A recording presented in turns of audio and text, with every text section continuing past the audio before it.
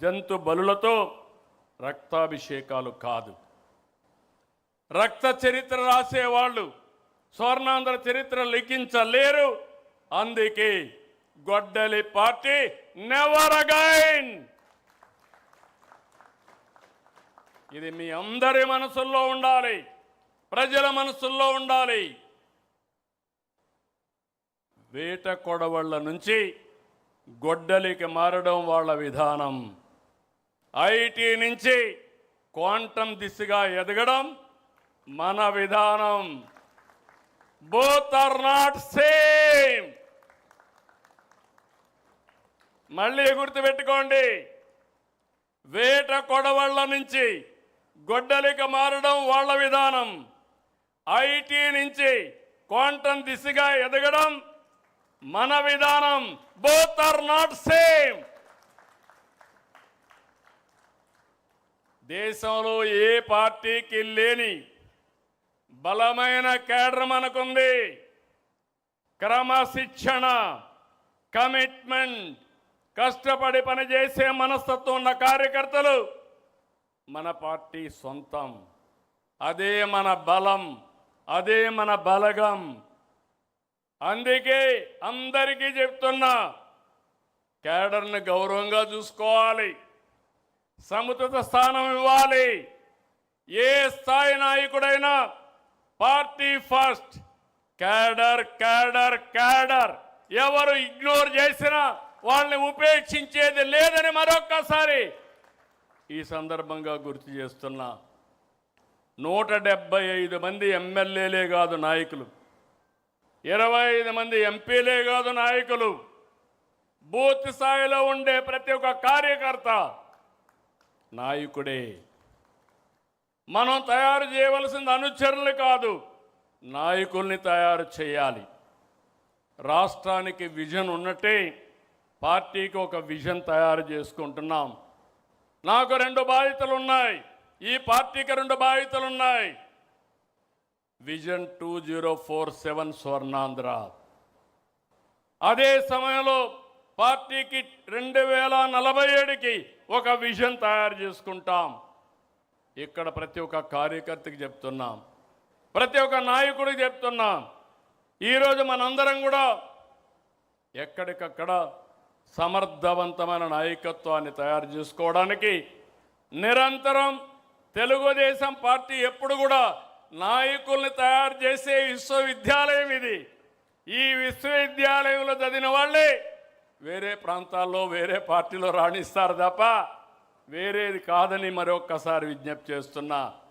ఇంకొక పక్క social re-engineering, జనాభా దామాషా ప్రకారం అందరికీ న్యాయం చేయడం తెలుగుదేశం పార్టీ సిద్ధాంతం.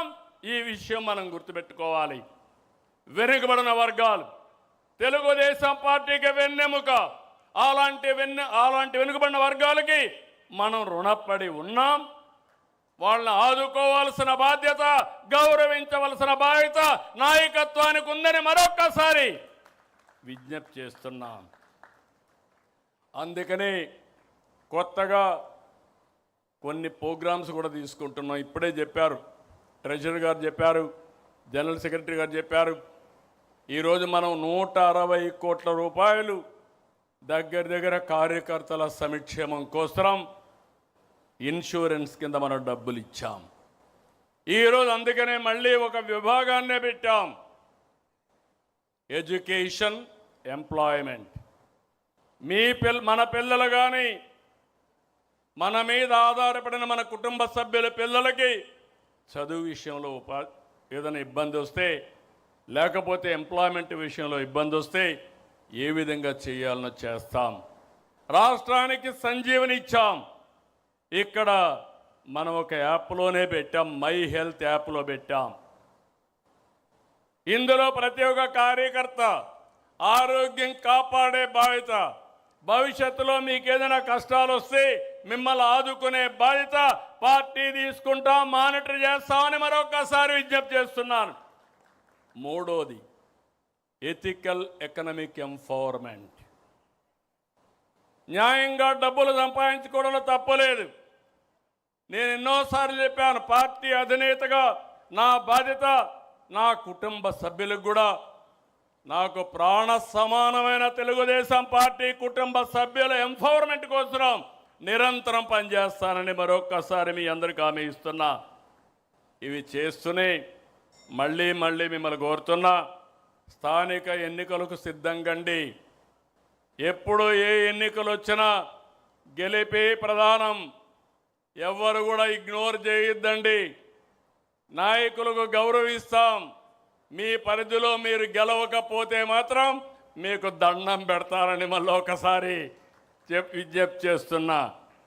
గెలిపి ద్వేయంగా నాయకత్వం పనిచేయాలి. ఎక్కడికక్కడ ప్రజలతో అనుసంధానం కావాలి. ప్రజా సమస్యల్ని పరిష్కారం చేయాలి. సమస్యల్ని పరిష్కారం చేయడమే కాకుండా చేసిన పని మన ద్వారా చేశామని పదే ప్రజలకు గుర్తు చేసి వాళ్ళని మన పార్టీ వైపు ఆకర్షించుకునే బాధ్యత కూడా మీదే. ఓటు నమోదు కార్యక్రమం పైన కూడా శ్రద్ధ పెట్టండి. సర్ వస్తూ ఉంది. దీనిపైన బిఎల్ఓలతో కోఆర్డినేట్ చేసుకోవాలి. స్పెషల్ ఇన్సెంటివ్ రివిజన్లో అందరూ భాగస్వాములు కావాల్సిన అవసరం ఉంది. ఇక్కడ మీకు ఒక విషయం చెప్తున్నాను. వేరే పార్టీ వాళ్ళు తప్పులు చేసి ప్రజలు వాళ్ళు అంతేలే అనుకుంటారు. కానీ మన టీడీపీ వాళ్ళు సిగ్నల్ జంప్ చేసినా అది ఒక పెద్ద నేరంగా పరిగణిస్తారు. ఈ విషయం మీరు గుర్తుపెట్టుకోవాల్సిన అవసరం ఉంది.